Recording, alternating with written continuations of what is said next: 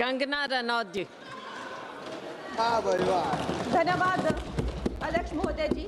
आज से 1 साल पहले हमारे माननीय गृह मंत्री श्री अमित शाह जी ने यशस्वी प्रधानमंत्री श्री नरेंद्र मोदी जी के नेतृत्व में पूरे देश के सामने संकल्प लिया था, घोषणा की थी कि मार्च 31 2026 तक हम ये जो माओवाद है, ये जो लेफ्टिस्ट वामपंथी टेररिज्म है, इसकी जड़ें जो है देश से उखाड़ फेंकेंगे। और आज इस सभा के द्वारा, इसके माध्यम से मैं हमारे गृह मंत्री जी को, हमारी सरकार को बहुत बहुत शुभकामनाएं देती हूँ। ये संकल्प सिद्ध करने के लिए उनकी बहुत सराहना करती हूँ। अध्यक्ष महोदय, 1967 में ये छोटी सी चिंगारी माओवाद की उठी थी। उस वक्त अगर कांग्रेस सरकार चाहती तो इसको उसी वक्त दबा सकती थी, लेकिन उन्होंने क्या किया, उल्टा उन्होंने आदिवासी लोगों को जो है वो सौतेला ट्रीटमेंट दिया। उनके बीच में जो एक वैचारिक दूरियां थी उनको कभी भी उन्होंने खत्म नहीं किया।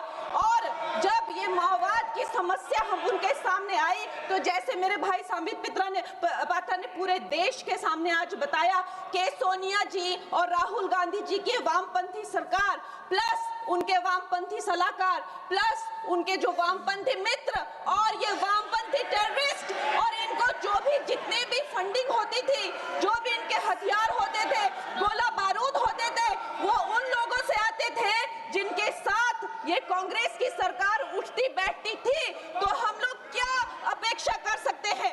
क्या कोई समझौता इनके बीच और वामपंथी उग्रवादियों के बीच हो सकता था? नहीं हो सकता था। और उसका क्या परिणाम हुआ कि ये जो वामपंथी उग्रवादी हैं ये बिल्कुल आउट ऑफ कंट्रोल हो गए। इन्होंने खून की नदियां बहा दी, इन्होंने 16,000 से ज्यादा अटैक किए, इन्होंने 2,000 से ज्यादा सुरक्षा कर्मियों को मार डाला, इन्होंने छोटे छोटे बच्चों की जो है वो जिंदगियां ले ली, वहां पे नरक बना दिया। इन्होंने तीन पीढ़ियां ये जो है नक्सलवाद की जो आग में है जो इन्होंने झोंक दी। और जब इसके अंधेरे में पूरी तरह से जो ये क्षेत्र है जो डूब गए, जिन छोटे छोटे बच्चों के हाथ में लैपटॉप और कलम होनी चाहिए थी उनके हाथों में इन्होंने बंदूकें दे दी। अध्यक्ष महोदय, इन्होंने जब पूरी तरह से उनका भविष्य खत्म कर दिया तो पूरी तरह से अंधकार में तो अपना हाथ झटक लिया। इनको रेड कॉरिडोर बोल के, नो गो जोन बोलकर जो है पूरे देश में बदनाम कर दिया। हम भी फिल्म इंडस्ट्री में हम सोचते थे कि इतने अच्छे जंगल हैं, वहां जाके कोई गांव की शूटिंग करते हैं, अच्छा कोई गाना बनाते हैं, लेकिन उस टाइम की जो व्यवस्था है वो क्या कहती थी, अरे ये जो आदिवासी लोग हैं ये बड़े ही उग्र होते हैं, ये देश के साथ नहीं रहना चाहता, वहां शूटिंग मत करिए। खुद की असफलता छुपाने के लिए इन्होंने पूरे देश से जो है आदिवासी समाज को इन्होंने आइसोलेट कर दिया। लेकिन हमारे प्रधानमंत्री श्री नरेंद्र मोदी जी कहते हैं कि रात चाहे कितनी भी लंबी हो वो रात ही है, सवेरा होना निश्चित है। और 2014 में जब प्रधानमंत्री जी की सरकार आई और आज हम देखते हैं कि उन्होंने एक आदिवासी महिला को जो है वो राष्ट्रपति बनाया, उन्होंने हमारे सुरक्षा बलों को जो है वो सशक्त किया और उनको सशक्त करने के बाद उन्होंने वो रेड कॉरिडोर, वो भयानक नो गो जोन को जो है वापस लिया, वहां पे संविधान स्थापित किया। अध्यक्ष महोदय, मैं एक नई सांसद हूँ, मुझे 2 मिनट दीजिए। और खैर प्रधानमंत्री जी ने क्या विकास किया वहां पर, चाहे वो घर बनवाए हो, चाहे वो नल लगवाए हो, चाहे वो 70 लाख महिलाओं को 1,000 की मदद की हो, 21 किस्तों में 13,000 करोड़ दिए हो, या वहां पर जो है जितने भी काम किए हो वो मैं अगर शुरू कर दूं तो आज दिन से रात और रात से फिर दिन हो जाए तो उसमें मैं नहीं जाऊंगी। लेकिन मैं ये जरूर कहूंगी कि जो वहां पे डिजिटल पेमेंट्स हुई है उनका मैं बहुत ही ज्यादा सराहना करती हूँ। उससे जो नक्सलियों का जो वित्तीय नेटवर्क है वो टूटा है, जो वो वसूली का काम करते हैं वो टूटा है, जिससे वो खोखले हुए हैं। उसके साथ में सबसे सराहनीय काम जो किया है वो मैं कहूंगी विकास और विश्वास के साथ जो हमारी सरकार ने इसको जोड़ा है। उसके उपरांत जो है उन्होंने जो समर्पण की नीति अपनाई है, 8,000 से ज्यादा युवा जो हैं वो समर्पण कर मुख्य धारा से जुड़े हैं, उनको 5 लाख की राशि और उनको रोजगार दिया जा रहा है। महोदय जी, मेरे पास कहने के लिए तो बहुत है लेकिन मुझे बहुत ही कम समय मिल रहा है। सदन के पास समय नहीं है। इस तरह की नीति हमने दोगो में भी अपनाई है और वहाँ भी बोडो में, आसाम में भी 10,000 से ज्यादा लोगों ने समर्पण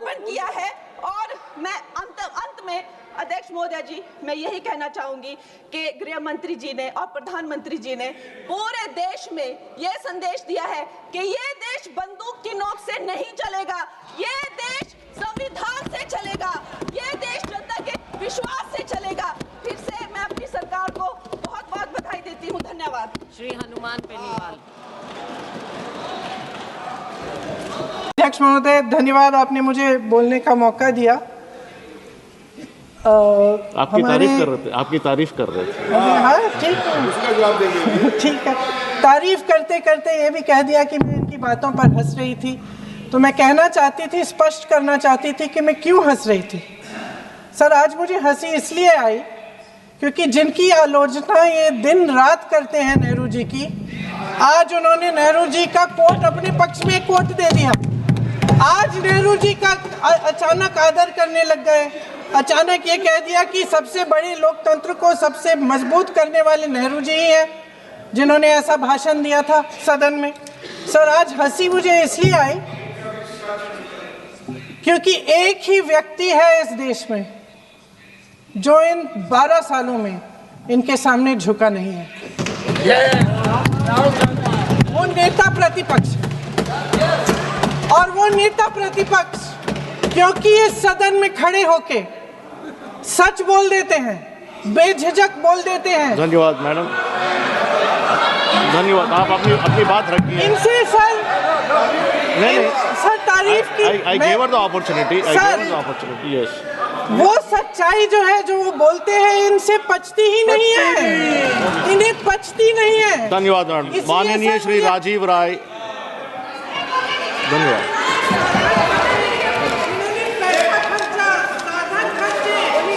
सभापति महोदय, मैं आपका शुक्रिया अदा करना चाहूँगा।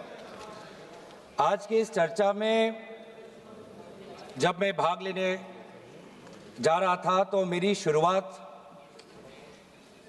अलग थी, लेकिन अब जो हमने हाउस में विटनेस किया, मैं सीधा Supreme Court of India in नमाम रेबिया वर्सेस डिप्टी स्पीकर में सुप्रीम कोर्ट ने क्या कहा, मुझे उनकी बात पहले याद आ रही है, क्योंकि उस जजमेंट में सुप्रीम कोर्ट ने कहा the speaker is expected to have a sense of elevated independence. इस पे रूलिंग आ चुकी है।